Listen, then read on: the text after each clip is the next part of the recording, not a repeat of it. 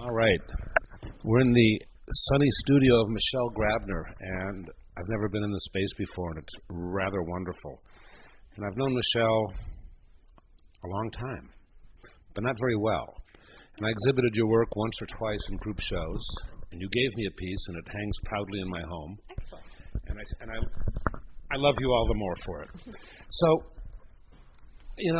I think, we talk to a lot of people like you who are heroes and who have done significant things in the art world.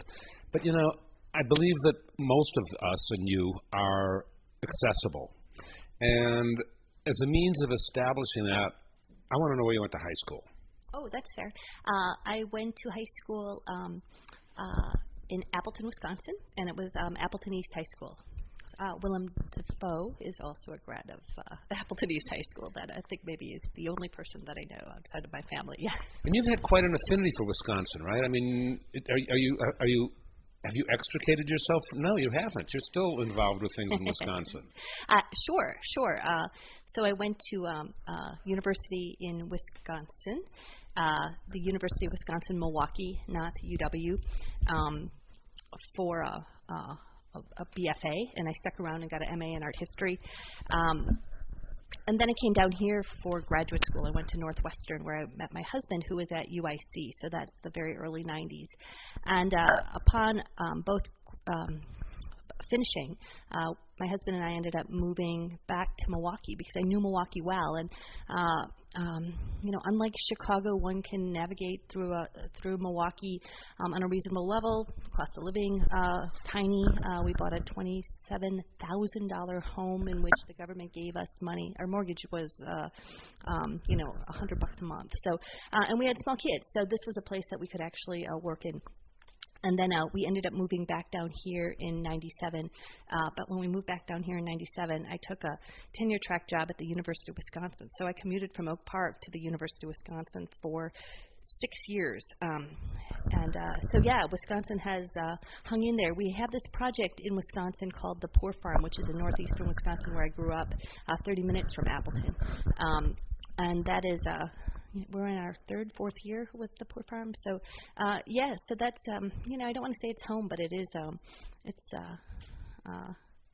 my husband being from the suburbs of Chicago finds Wisconsin exotic. For me, You taught high school for a while, right? I did.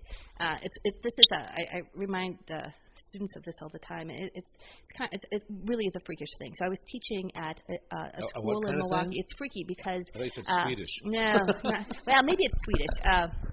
Maybe in how it's valued. There's a prep school outside of Milwaukee called the University School of Milwaukee, and it's a K through 12 prep school. And I taught in the upper school, and most kids, they were privileged kids. Were you teaching art? Yeah, I was teaching art. I was teaching mostly photography, and the school could care less. I mean, they just made sure the kids were getting stoned in the darkroom. That was kind of the goal. That's too bad. Well, but that's exactly. That's a school's job, though. But then you also find yourself very valuable for those kids who are the outcasts, who would find themselves on the third floor where the arts building and choir was located. But and I took that position because my two younger boys got to go to this school tuition remission. So though the pedagogy was pretty stodgy in the upper school because it was college-bound test taking,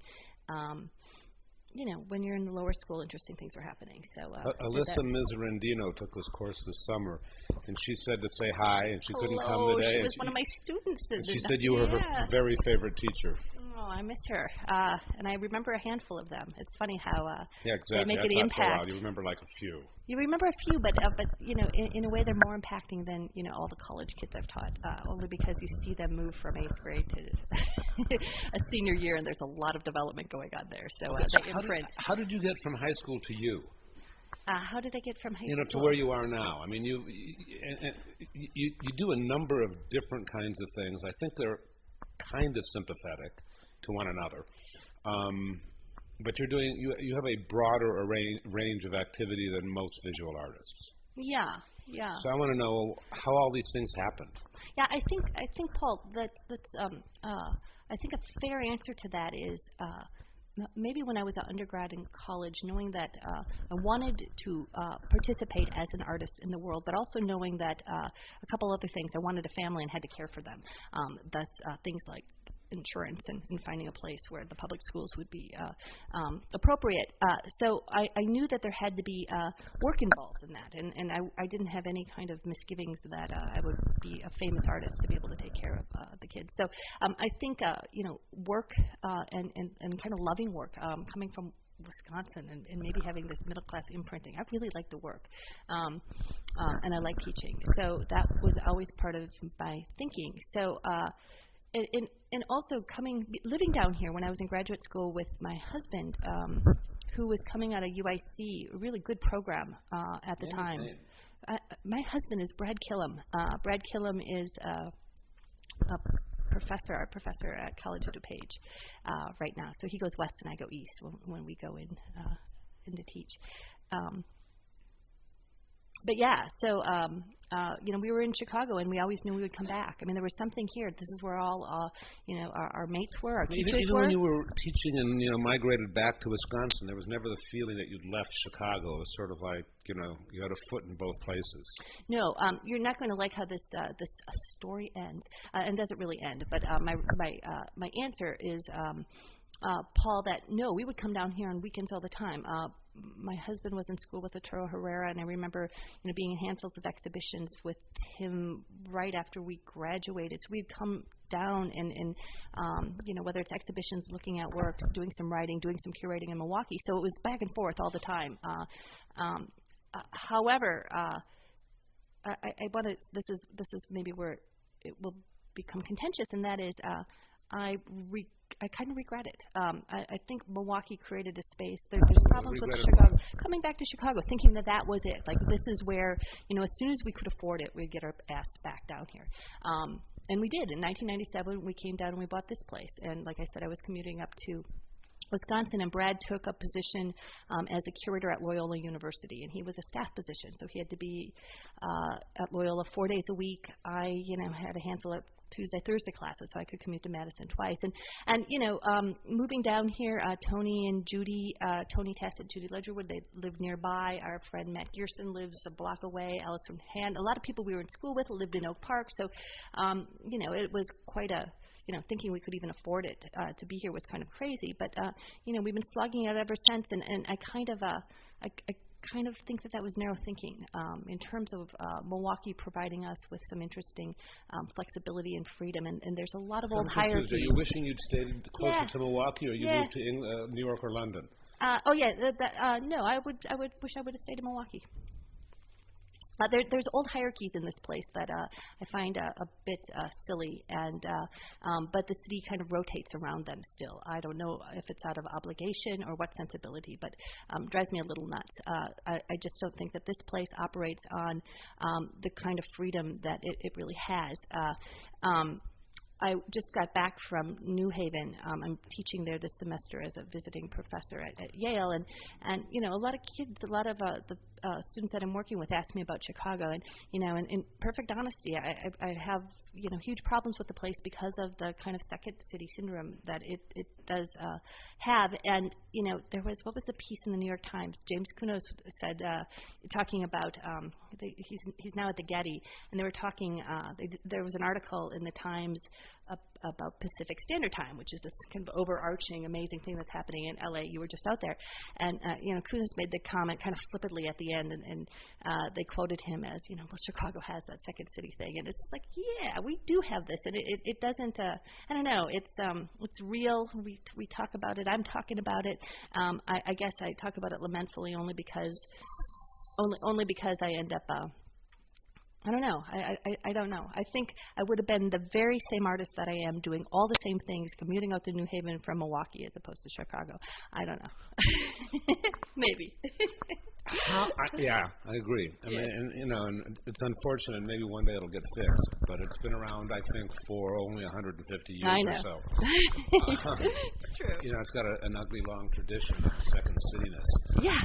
And then, which I think, melds into second-class city. People get confused, and people from other parts of the world come here and go, Why does Chicago think this about itself? It's beautiful. No, I tell you, I have artists come in from all over the place who participate at the Suburban. So we constantly have a rotating door of people coming in from New York to New Zealand, and they love it. They look at it and they say that they could live here. My longtime editor at Artforum, who's an Aussie, was here last year, and he's like, this is amazing. And I have to, my face just cringes in terms of like, you just don't know, you just don't understand. It looks great, the food is terrific, the music is good, and then it gets really small from there. So let's look at you, and so you're a visual artist, successful. You're a curator, successful. You're a teacher, successful.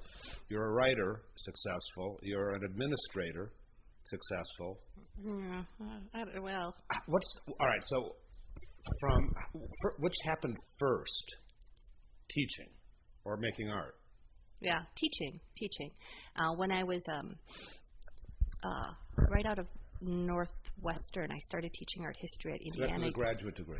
Yeah, MFA out of Northwestern. I started teaching at Gary, Indiana Northwest, where I was teaching art history, 4 art history courses. So I was commuting from Rogers Park down there, and I loved it.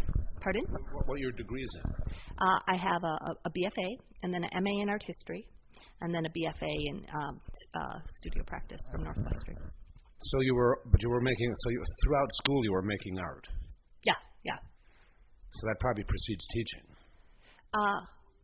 Yeah, but I also but what I was teaching ancient and medieval classes of art history. Yeah, when I was an undergrad in mid to late 80s. So. But you consciously wanted to teach. It isn't like you felt a necessity. No, I had no question about it. It never. I also knew, and this is it's fair to say that strategically I threw in the master's just because I knew that teaching is difficult, and that perhaps a small institution would be interested in somebody who could teach art history, who could also teach art appreciation, and maybe a drawing class. So it was very strategic that I hung on. I wasn't a great. Writing is difficult for me. Reading is difficult for me. But yeah, sticking it out. So it was strategic. How long were you teaching in Indiana? For a handful of years. As a matter of fact, we moved back to Milwaukee. I was pregnant with Oliver, and we moved back. And Indiana called that summer and said we couldn't find a replacement. So I commuted from Milwaukee to Gary, Indiana for a whole year. How it was a good romantic. job. Oh, I was hugely pregnant. It was horrible. Went around the city. But I liked, Gary, Indiana was one of my best teaching experiences. The students on there are amazing. I really enjoyed it. What did your art, so this is what, early 90s? Yeah. What did your art look like? 92. What did my art look like? Fair. So I went through, Northwestern, working, there was a lot of, kind of critical theory imprinting when I was in school in the late 80s. So when I went to Northwestern, I was looking at images of women in pop culture. I was making images of Lucille Ball and Laura Petrie, and kind of folding in feminist theory and so forth. And I barely skated through Northwestern doing that. I wasn't. Where'd that work go? Was it destroyed? Mostly. Some people, every once in a while, I get a note from somebody saying they have something, but. But that's also at the same time I remember Ed Paschke introducing me to Tony Fitzpatrick, so there was this kind of interesting, how does one overlay a kind of drawing sensibility with that kind of image. So there was a lot of confusion, I must say, in terms of how I was thinking and the imagery I was making. And then upon leaving Northwestern, I realized nobody ever taught me how to draw, and I just spent nearly 10 years in school.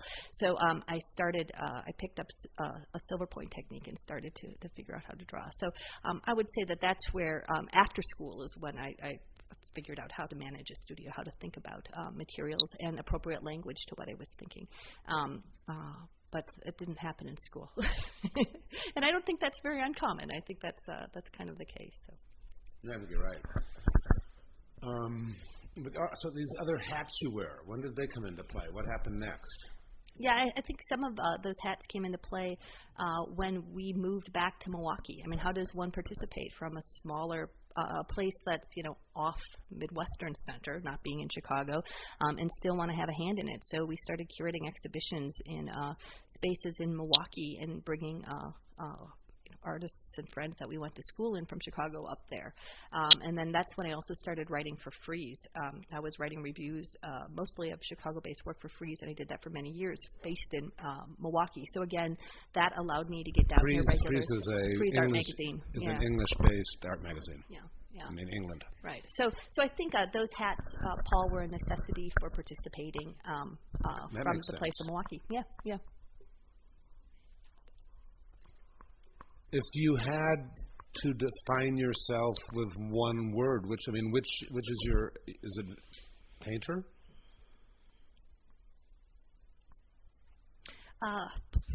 What do you say to the person who sits next to you in the airplane and asks you, what do you do? Yeah, I don't answer. Pass the peanuts. Yeah, I think so. I mean, I will say painter. I think that's right.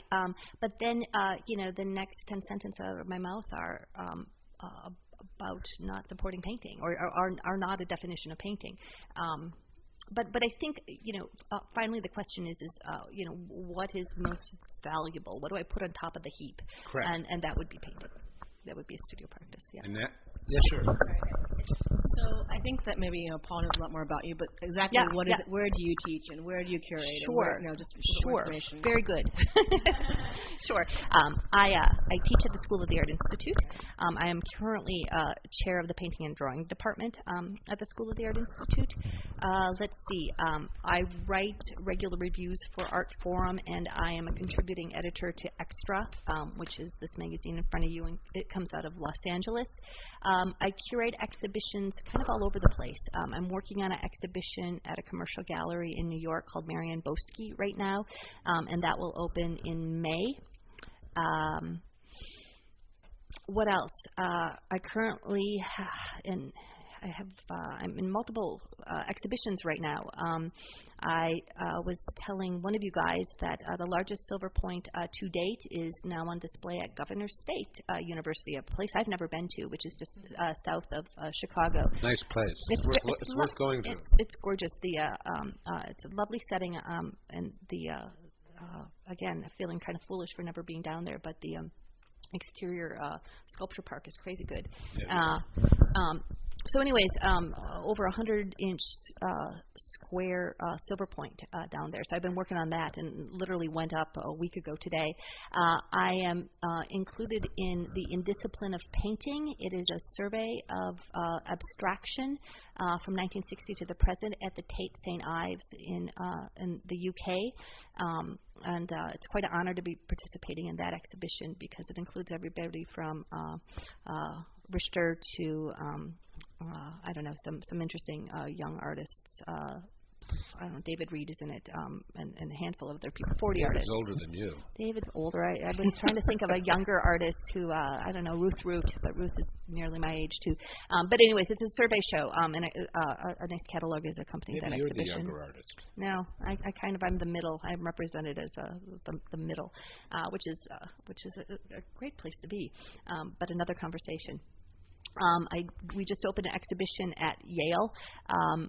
We were invited to do a project on the Suburban and the Poor Farm, these things that I'm talking about, these spaces, these artist-run spaces that I run with my husband, that opened on Friday, and I'm also teaching there this semester. So, yeah, and what else? There's other stuff going on.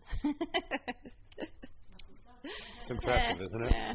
All right, but I still don't understand how. All right, so I understand the curating thing in Milwaukee, and then the writing. Sure. Okay. Right. Yeah. How do all these things happen? You turn to Brad and go, "Hal, I got 30 seconds extra time. Let's do something."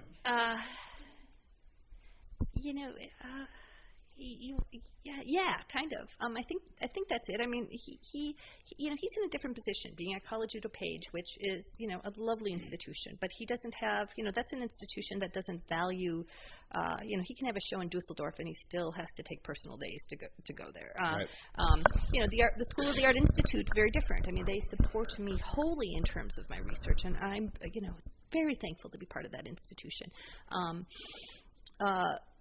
So yeah, I think we can, but again, Paul, I think maybe the right answer is you guys you walked through the suburban spaces. I mean, everything is close.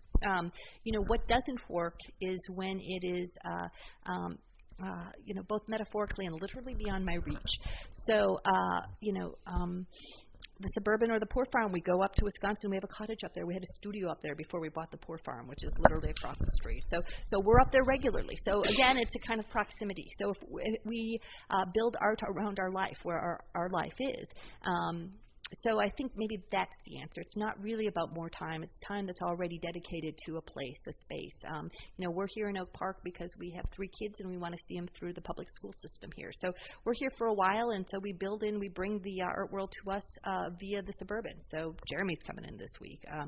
Neil's coming in from Scotland this week. So these are resources that we have, and if we kind of throw the door open, we can have a really interesting dialogue with all parts of the world without stepping too far from home.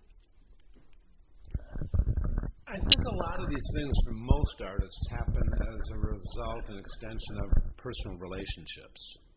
Yeah. Is that true for you, or is it?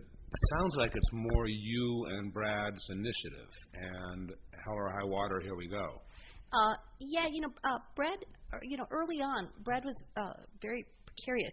He traveled around Europe quite a bit and made a lot of connections, and particularly with a bunch of Danish artists. So, he's almost a little more precocious. He was more precocious than you? Yeah. No, he was early on. I mean, it flipped over the course of our relationship. And I was kind of slow and steady in doing the teaching thing. But you do the teaching thing well, other institutions will invite you to come. And whether that's the Academy in Copenhagen or Goldsmith or University of Iowa, you start making connections that way. So I think kind of Brad gave us the kick, kind of kicked us off early on. I think my dedication to teaching, opened up a lot of doors for us. So definitely a relationship with not only colleagues at other institutions, but other artists in different locations as well. I've seen your work at, Revolution in London, Jonathan Stevenson? Oh, yeah, Rocket. Rocket, Rocket. Revolution, Rocket, it's good. No, it's a gallery in Detroit. Or was, Rocket. And I like Jonathan, but are you still showing with him?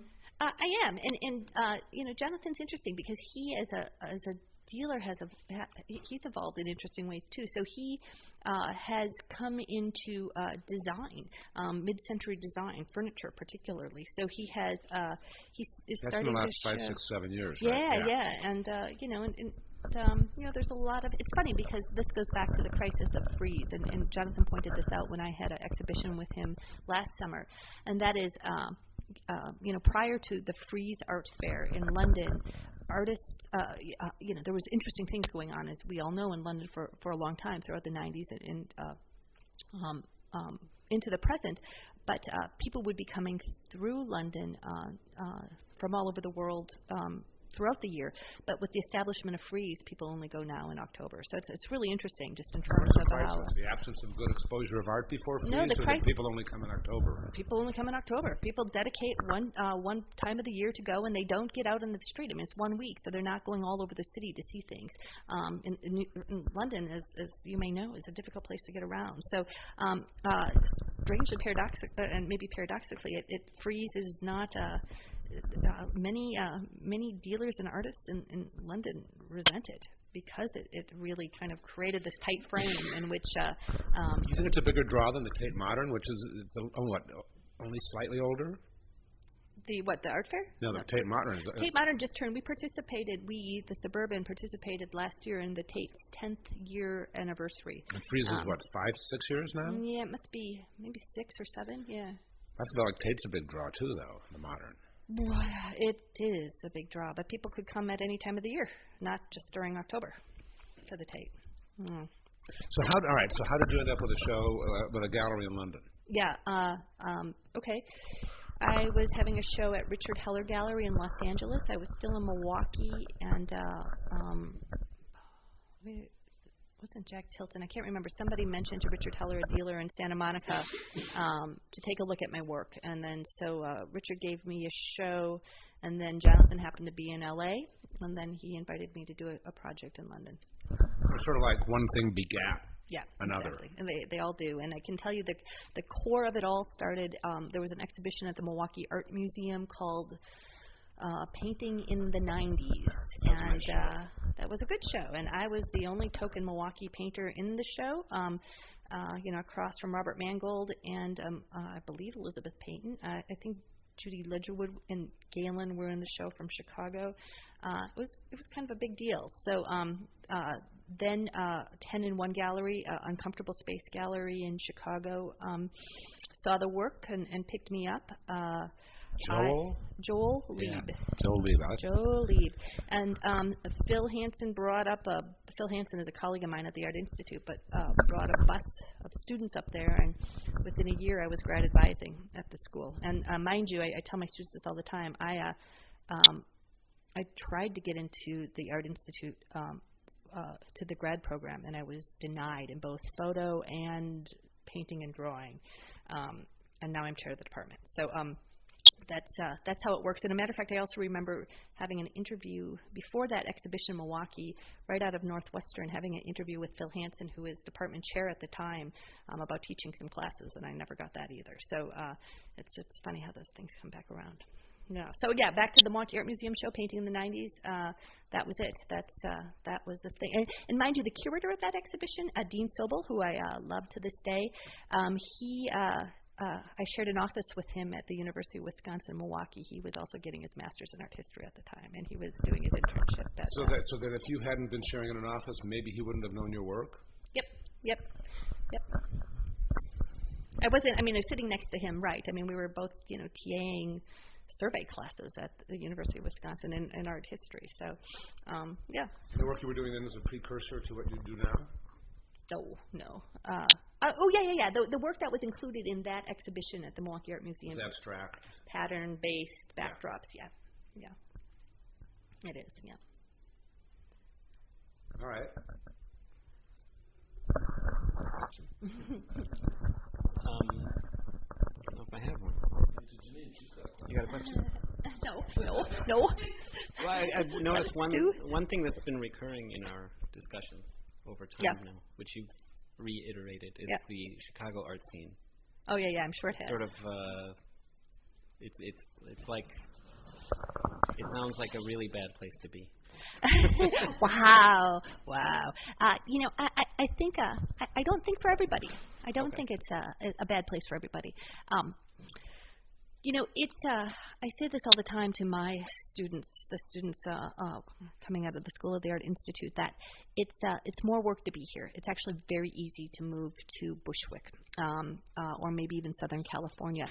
Upon arriving in New York, you're given a script, and you just have to follow that script. And that script is something that we all know. It's how one succeeds. It's the criteria of how one can move through the art world. And it's not difficult, and you have to work really hard, and it costs a lot to be there. But it's not a mystery how one kind of navigates the New York art world. Here, one not only has to have a studio practice, one has to continuously articulate how one succeeds. You have to develop your own criteria again and again and again, how one succeeds off-center in Chicago within its own conditions. The problem arises when one uses this kind of overarching generalized way of how one is a successful artist in the world in a place like Chicago. It doesn't work. It doesn't work. And what's interesting, one would never do that if you were living in St. Louis or Cleveland. One wouldn't even expect to have that script. And that script is, always breaks down to not only having exhibitions, but one would like sales. One would like to make some money off of what they do. One would like to get critical attention for what they do. And one hopes that curators will come through and pluck them from their studio and put them in exhibitions throughout the world, right? That just doesn't happen in the same kind of pace that it does if one lives in Brooklyn these days. So one has to set forth new ways of being here. But instead, we argue about why those things aren't happening to us. So there's it's crazy. Sorting out your own situation and then reforming maybe the situation in the city. Is that something people are doing, or say that in reform is well? I mean, that's kind of altruistic. I mean, it's just I don't know. I mean, I'm in a very privileged position to I complain about it to you, or I bring it up as a topic to you, and I don't mean to complain about it because I kind of operate as if I'm not here. I mean, I've been moving this semester between New Haven and Chicago pretty seamlessly, and then up to Wisconsin. I have a studio in Wisconsin, so I don't really and we have people coming in for exhibitions at the Suburban and so forth. So I hope I take advantage of this kind of the location of Chicago, what Chicago can offer, or as a home base, and not have expectations, because I do I have a dealer in London and in Zurich and in New York and in Chicago and in Milwaukee. I mean that's really exciting. So it's difficult. It takes more work, and I think work's hard. Complaining's easier and satisfying. So that's what we do. Thank you. Sure. Does anybody tell me? Has anybody given good answers? Paul has ideas on this. Oh, about what? Oh, Chicago and all. Everybody has their own take on it. I mean, I think a lot of people whine about it, but I suppose I'm trying to do something about it, and this is part of that, and the art letter is part of that. Right, exactly. And being a cheerleader is part of that, and kicking people in the butt, Right, that's right. But it's a syndrome that exists here, and I don't know, I mean, we can discuss this another time. Right, okay. But in a nutshell, That's another class. In a nutshell, I think it goes back to the 1830s and Chicago being a blue-collar town. Yeah. And valuing hard work, but never having much of an impression of itself, and not having, a landed aristocracy, and not having an elite class that embraced culture and said culture, and not having a populace that embraced culture, but embraced the work ethic. So I think, I think it's still true of your work, and I think, Michelle, and I think it imprints people that artists in Chicago are good art workers. They make art diligently, and it has, often a labor-intensive practice commodity, element to it. And I think that's a good thing. And I think it's a really good thing to be an artist in Chicago, but I don't think it's all that important to show here. No, exactly right. And there's no reason you guys need to show here first. I mean, I think in a lot of other cities, the guide would be, start locally and grow from that base. Yeah. But, in Chicago, an awful lot of people are much more impressed with you being here than than you feel being here. You know what I mean? Yeah. So if an artist in Chicago has a show in L.A., they proudly tout the fact that it's a Chicago artist. Right. Right. But Chicago galleries don't proudly, broadcast that it's a Chicago artist. No, that's right, and it goes, and even maybe more perversely, artists from the outside want to show in Chicago, right? Who've never lived here, who really kind of. They just want to interface with the city. But I say exactly what Paul said regularly. It's I see too much effort being placed on really trying to kind of secure one's location here when one can work here and actually leave a more interesting footprint outside of the city in terms of the other apparatus. You're one of a number of artists who are doing that. Yeah, absolutely. And I think that's a wise thing to be aware of. I think this is a really good place to make art, and it's got a nice support structure. It's got nice materials and. The physical space of the place. Physical space and a nice ability to leave. Mm-hmm. But that doesn't mean to go out of town for the week or the month, but not necessarily to go away. But some do that too.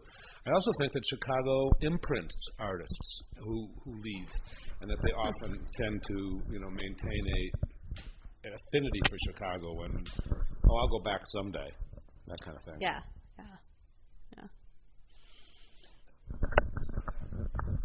So can you explain these spaces then? You said they were a nonprofit and it wasn't a gallery. No, they're not for-profit. The Poor Farm up in Wisconsin is a true not-for-profit space.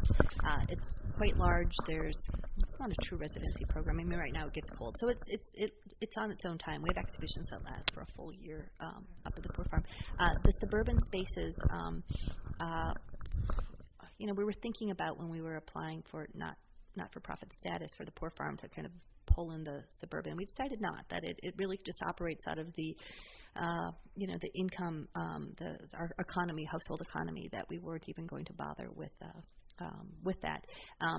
But we don't even bother with sales. I mean, people have been interested and have bought work that we have exhibited, but what we end up doing is pointing those interesting people to the artist or the artist's dealers. We're just a conduit. So so how would you describe yourself? So what's the vision of these spaces? What's the mission of these spaces then? Yeah, they're really classic artist-run project spaces. Okay. Yeah. No. Is it to inform your own art? It's to inform my continuous thinking about art practice. It's not to inform my own art per se. I think, the reductive, redundant, repetitive vocabulary that I embrace when I'm in the studio is of great necessity, because that allows me that kind of the narrowness of what I can do here in my studio is the other to all these other things that I'm talking about. So, these other things are social, right? Whether you have artists coming in and so forth, whether you're teaching, whether you're curating, it's a constant interfacing with people and ideas. So my ideas up here in the studio can be very, yeah. It isn't to communicate something to an audience that you're trying to say, you need to see more X. No. I mean, it's funny because my audience is, our audience, I should say, at the Suburban is, mostly based on who my grad students are at any given time. And I think that's really interesting. So there's a connection to thinking about it as teaching. Oh, just in terms of who comes out to see the show. So, and again, it goes back to kind of what we were saying about Chicago, that, it's those who are very close to you in terms of having a, student-teacher relationship. Students will come out regularly. And then, students aren't students anymore, and they will open up their own spaces, or they will move along, or it's people from the outside, a gallerist coming in for a wedding from New York, who that happened this weekend. It's like, I'm coming on out. So it's people from the outside or people who are really close to you, who see most of the exhibitions out here. So you don't make sales per se. Nope. And there's okay. Yeah. It's just, so who pays for Jeremy's piece to get here, for example? Sure. We pay to get it back to him. He pays to get it here. Yep. And then artists are welcome to stay with us now that two of our kids are in college. We have a lot of room in the house. So mostly artists will stay with us during their visits, sometimes for long periods of time while they're doing a very specific project in the space. How long is a long period of time? A couple weeks. And they treat the space like a studio. Our European artists will often do that. And some people, rarely, maybe one artist a year at the most will kind of job it out, send some work and not make it in. So, and this goes to people want to be in Chicago. People from the outside want to come to the city. Wouldn't you say that the Suburban has the best reputation of any gallery in the world per square foot? Yes, per square inch, absolutely. Sure. That's an accomplishment. Well, but it's we're pushing 13 years. That is a very long time for Chicago. People move in and out of the city pretty regularly, and all the many of the artist-run spaces. I can't even keep track of them anymore. They're up, they're not up. It's kind of wonderful. I stopped having anxiety over it maybe a year or two ago.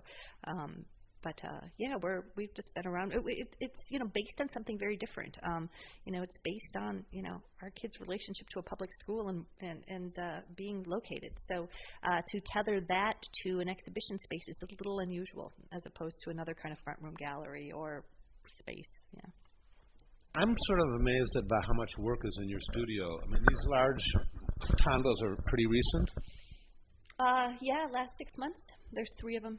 Yeah. How do you do all these things? And I mean, that isn't a 3-hour painting. No, that's about a 3-month painting. Yeah. They're 80 inches, and they're made horizontally. I reach to the middle and then kind of work my way out. But again, Paul, it goes to the more I kind of ramp up these other activities, whether I'm flying around teaching elsewhere or organizing an exhibition or writing a catalog essay, I need this as that balance to that. So do you pretty much love all these activities kind of equally? Yeah, what I don't love is when they get kind of thrown out of balance, when all of a sudden I have 3 essays that are due really soon and I can't get up here. So when they're nicely integrated, I love them all equally, absolutely. It really is just kind of the negotiation of time. And how do you get from here to New Haven? Fly to LaGuardia and take a... No, American flies to Hartford. And then I take a little car service down to New Haven. Yeah. Yeah, my son was just finished up his PhD at Yale, and it was always hard. How did you get there? That way. Yeah. No, but it's funny because initially I thought, what a lovely invitation. I get to spend, 6 times in New York. I'll fold in New York. And I do that occasionally. I'm already there at different times. I mean, I ended up, now the Hartford route ends up being the way to go. In terms of I can't take. There's something really satisfying. We could discuss this a little bit. The Yale Gallery is really nice. Not the British Museum, but it's kind of encyclopedic with enough samples from a huge range of history that you end up with these juxtapositions of contemporary art with older art. Yeah, it's really kind of sweet.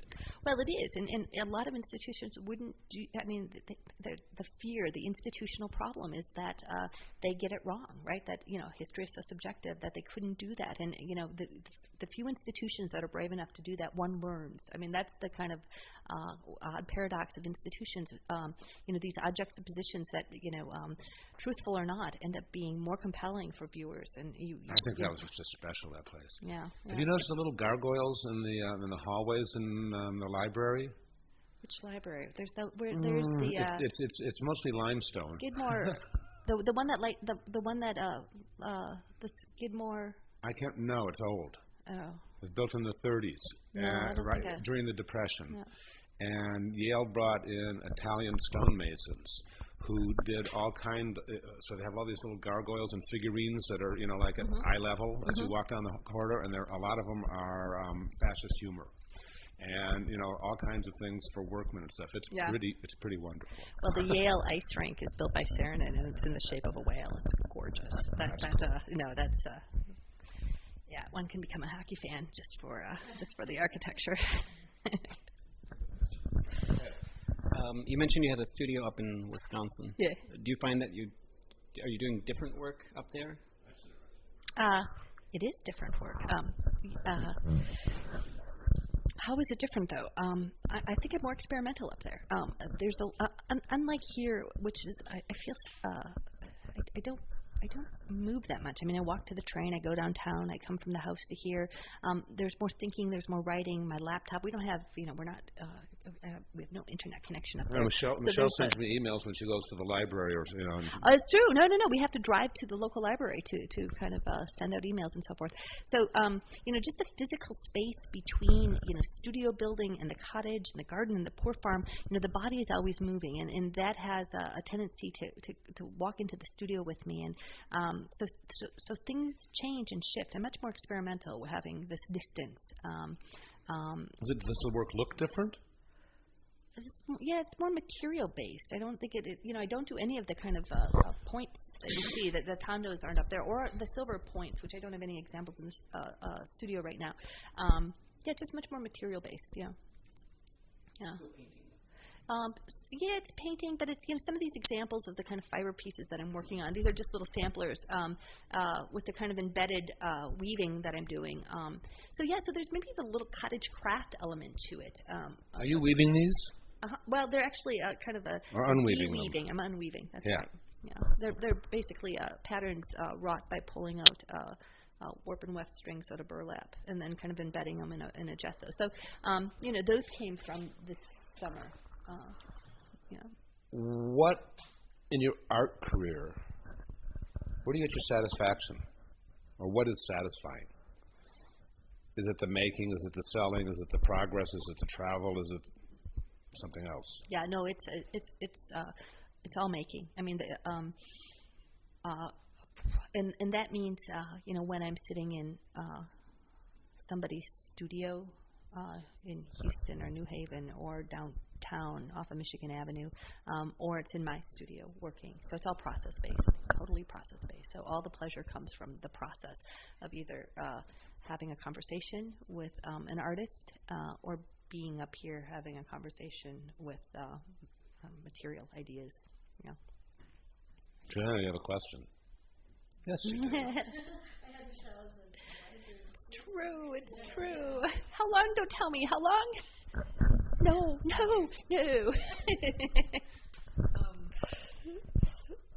I don't. Do you stay in touch with a lot of the students who've gone through your program? You're teaching?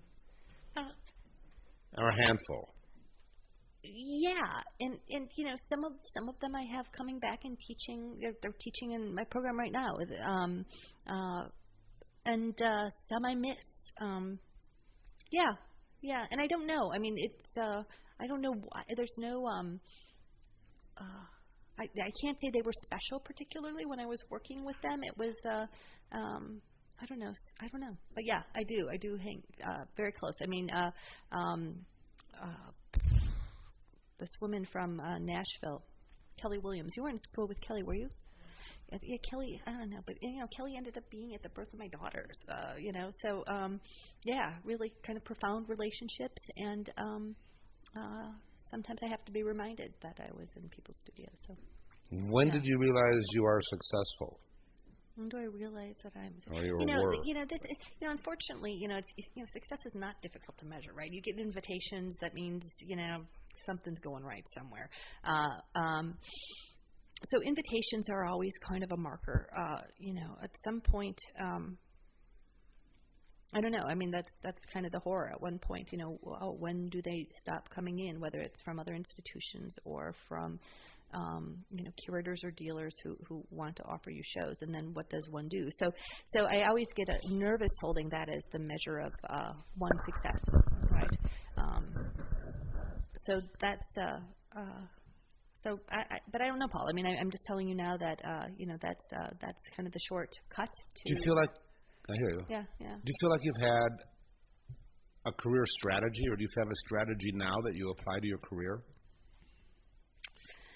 It's I don't know if it's a strategy. As a matter of fact, I think it works as much against me as it does for me. But I don't think it's based. I don't think it's a strategy. I think it is just out of my own curiosity, and that is I say yes. I say yes to everything, and I say yes to things I shouldn't say yes to. I say yes to things that will tax me and that I don't do well. And that's flattered you said yes to me when I asked you to be in a group show. Oh, well, that was you have a great gallery. You had a great gallery, and it was great to be part of that. But you learn a lot. You learn a lot from different contexts. And so you would say yes to just about any exhibit opportunity? If I can potentially learn about the space myself, if there's something to be gleaned from it, maybe that sounds super selfish, but that's what curiosity is. Like how one can discover something within that. I kind of do, and to the point where, I don't know. I think for abstract art, context is really relevant, much more than for figurative artwork that can sort of exist on its own. An abstract work of art tends to draw off of wherever it's seen, I think. Yeah, I guess, though, Paul, I'm not talking, I don't, first of all, I don't get invited often to be in mundane. Yes. That's a nice euphemism. Right. So it's not so much the context of the work. That I can control. If I can't control that, then I don't even bother. But I'm even talking about, invitations to write catalog essays for artists that, I have to do the research. And it's like, yeah, let's do that. Let me think through that. The problem really lies in, is that, maybe a really great research experience and maybe a resulting essay. But, if that's overlaid with some other things and it starts to cut into the time, it's hard for me to prioritize. What do I really need to do? But advice for artists who are not yet of your accomplishment. Yeah. You would say show. Oh, yeah. And don't be too judgmental about who's asking you to show. Yeah, that's right. Absolutely. And do you feel more for you that a diligent, hardworking attitude serves you well than strategizing about where you should move your career? Yeah, I think so. I mean, I can't. I'm not a good strategizer. I mean, I can't. I think I'm empathetic and I can read people really well, but I don't think I have time to strategize. I just don't think I value the kind of how a mind would have to work to kind of look at these things, to look at the world very differently, to actually be objective, to step out, to look at where the pieces land. I just don't value that. I have better things to do with my time than and do you that. feel more like you seek relationships to maintain or have a dialogue than the potential that the relationship might offer you. Yep, all the time. And it's surprising when I do, the art world skews priorities all the time. It wants to support some things over other things. And, sometimes you think you're being a little, you're kind of slumming it. And, often in that place, there's something more interesting happening in the places that are of privilege in terms of, I'm speaking in abstractions now, but you find really interesting things where you least expect them, and the art world is the kind of bigger art apparatus, will privilege things based on really superficial bits. So that kind of discourse that one is seeking is often found in places that are not being supported by I think clearly you have a passion that you bring to everything you do, and I suspect that passion is infectious. I mean, I think it's an extension of I care about you, and as a result of that, people tend to care back. Yes, I think that's right. I think that's most profound when I do studio visits. I mean, I think this is why I get invited to go to other institutions. I give kind of shitty artist lectures. I mean, I'm not a good performer. But when I walk into a student's studio, I can sit there for 3 hours and have a really worthwhile conversation in terms of what's going on in the studio, but also what's going on in the bigger context. We ask questions together. I don't I'm not one of those people who this is what's happening. I like to circle. I like to think through things. And I think that is, I don't know if it's contagious, but I think that's what, humans like to do. We like to come to know things. And if we can do it, collectively, all the better. Sweet. Yeah. We could stop, or we can go a little bit more. One more question. Kind of unrelated. Just curious, I know there's an Oak Park Art League. Are you involved with that? Or No. At some point, maybe they were helping us when we came to zoning with this new building. But that was a long time ago. Okay. So, no, I mean, we kind of do what we do. Work independently. Yeah. Curious. Yeah, but I think they've been helpful. I mean, I think that you know that they're a good resource should we ever need them, and they would come to support the things that are going on here. But yeah, I mean we're kind of an odd duck for them too. But do you feel that your femaleness has affected you in the art world, positively or negatively?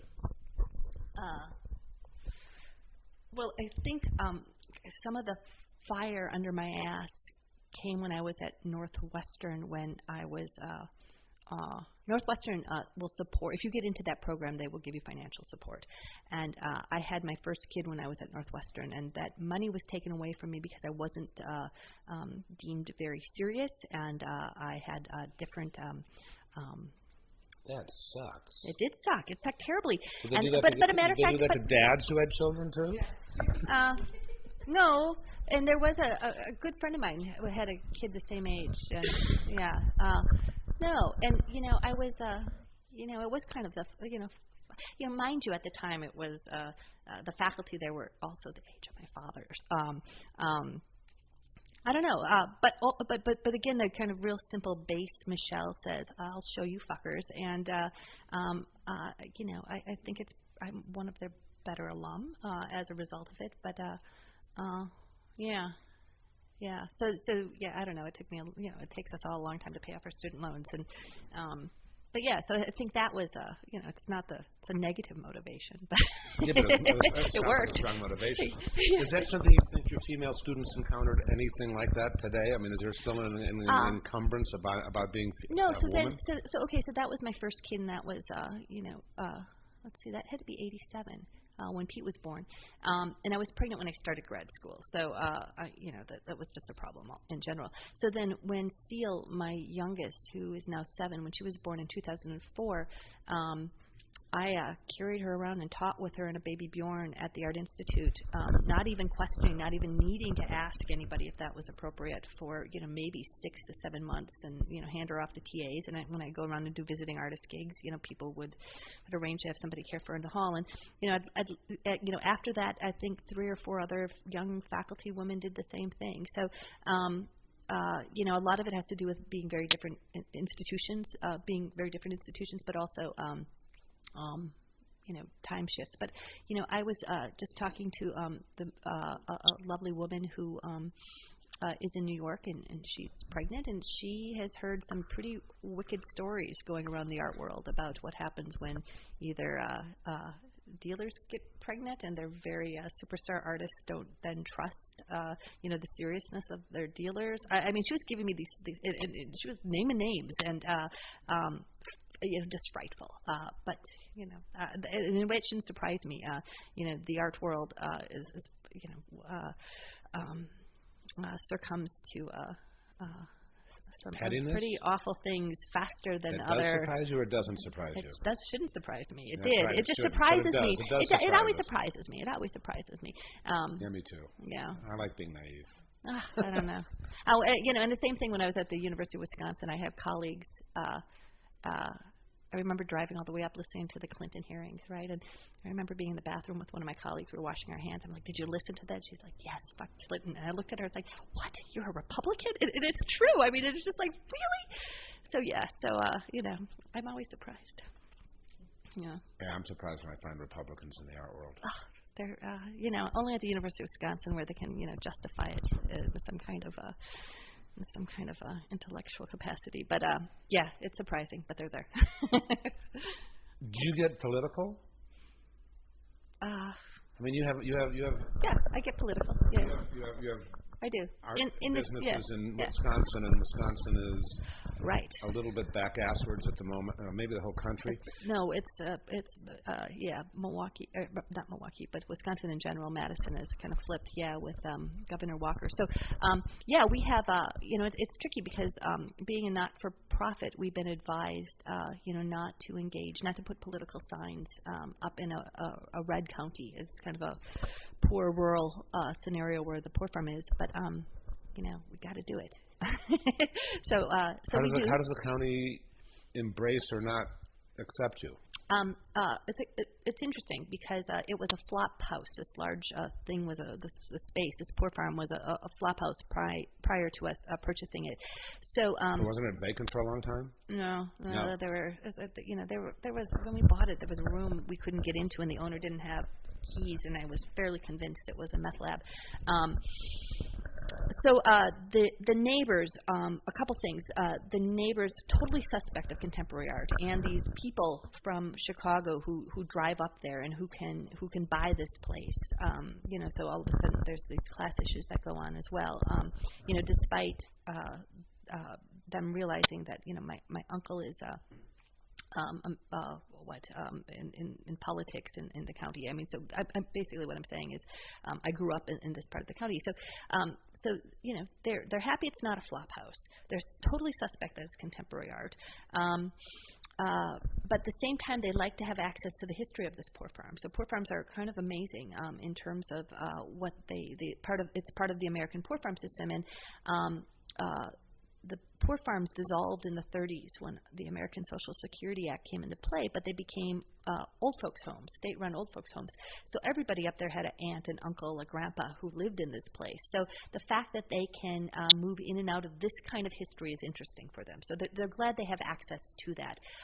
But again, we've had works vandalized that have been outside, probably by, the rural Yahoo kind of thing. So, there's these classic tensions that go on. But yeah, that doesn't prevent us from putting recall Do you have a Walker. watch personnel when it's closed during the off season? So Nah, I mean we have there are enough friendly farmers that will keep an eye on it for you. But recall Walker signs do encircle the poor farm. That's a good vibe. Yeah. Anybody else want to comment? Say anything? Wait. I was wondering how, when you had a kid, how your studio practice was affected. Good question.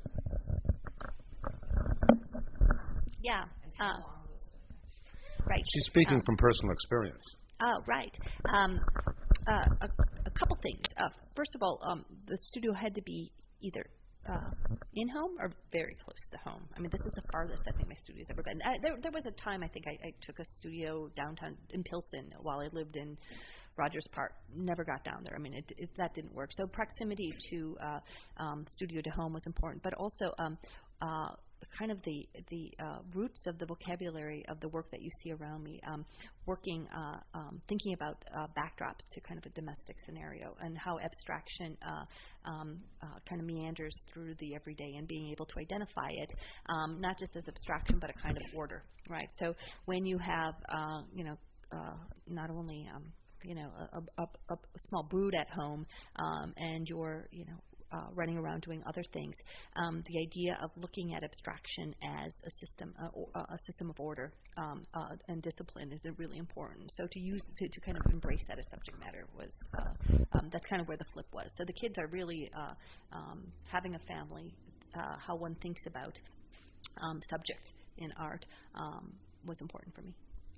So they help shape your aesthetic. Yeah. Just in terms of, again, a kind of, rigid repetition, order, control. I mean, all those things that sound like how one needs, a base that one needs in which, the unpredictable happens. And, But you were also capable, not so much with these larger pieces, but you were also capable of making pieces with the kids around you or in the living room, right? Yeah, I haven't for a while. Paul, your kids are older now, but I thought kids are older. Yeah.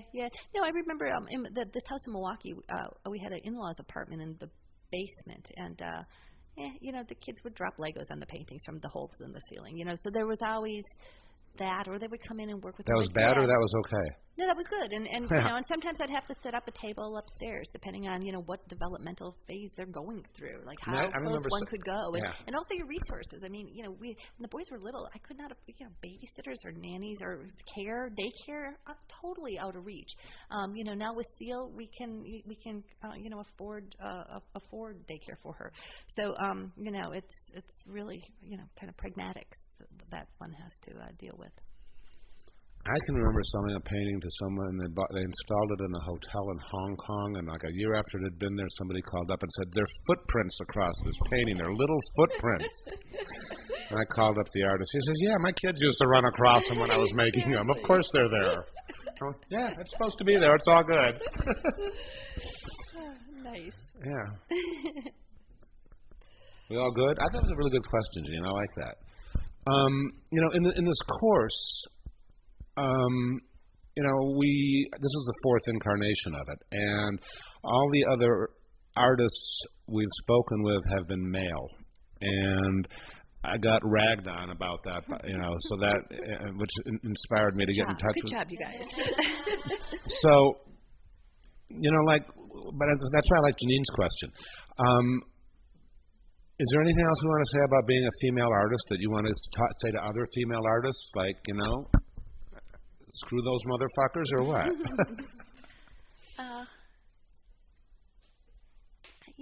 I don't think so. I mean, nothing comes to mind. I mean, every time I think about, again, the kind of my own reaction to, kind of real obvious discrimination at Northwestern, I really think about how, that's ego, right? Like, how dare? I mean, sure. It's just like. But you don't define yourself as a female artist, do you? You're just an artist. That's right. And I think, just revisiting the gingham pattern is having me think about that again. You're thinking what? The gingham pattern that I'm starting to engage in again. I mean, I made gingham patterns. You think it's particularly female? Could be. I mean, it's domestic. I'm thinking about domestic patterns again and backdrops, which I left for a while. That reference was gone, right? So I don't know where that's going, but I feel that I'd like to think that through a little bit. And kind of smallness, I don't know. And it's particularly... maybe not even the femaleness, but the domesticity is a key element in your work. Yep.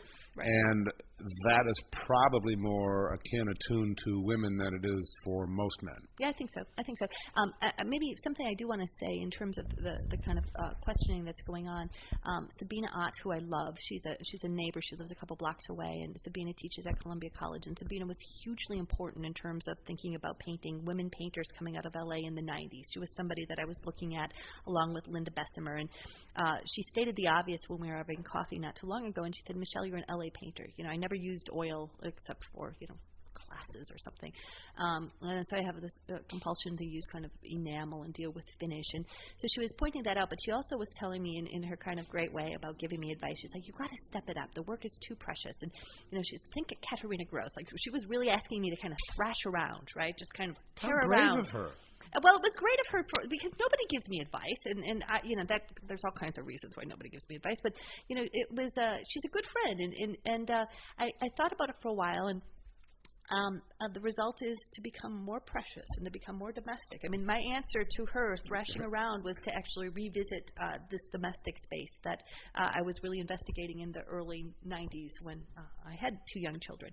So I really thank her for that. It may not be what she anticipated, but I don't want to say she's a whole generation older than me, but she's a handful of years older than me. So that she was, really thinking it through, and that was her result. That was her observation in terms of how the aesthetic should shift, how my practice should shift.